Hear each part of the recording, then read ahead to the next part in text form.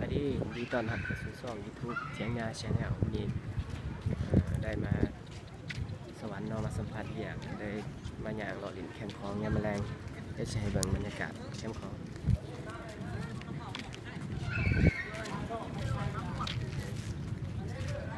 คนกับเขาร้ายเนาะมาอย่างหลินยามแมลงทางนี้มันอาจจะเป็นผังลาวซาลาแคมป์ของอันนั้นอาจจะเป็นผังไทยเนาะคนก็ร้ายยามแมลงก็หลอกกำลังกาย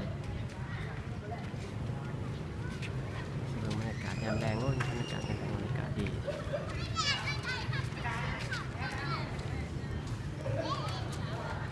เดินออก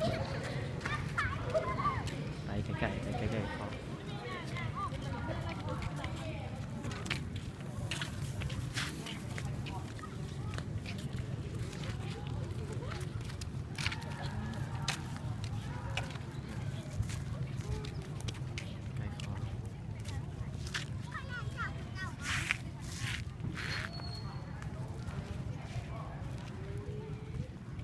นี่คือน้ำคลอง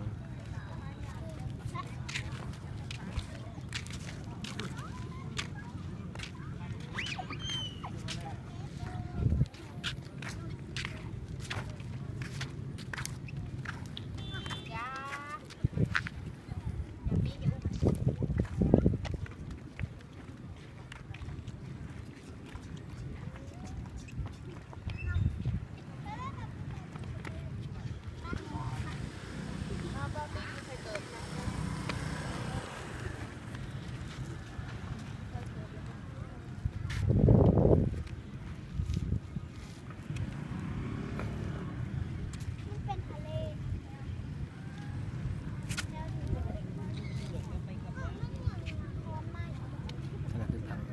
ไทย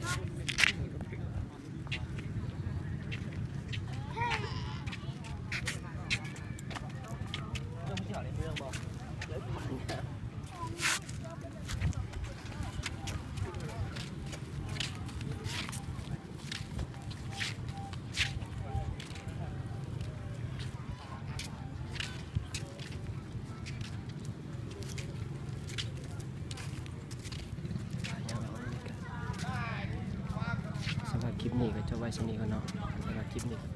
กดไลค์กดแชร์กดติดตาม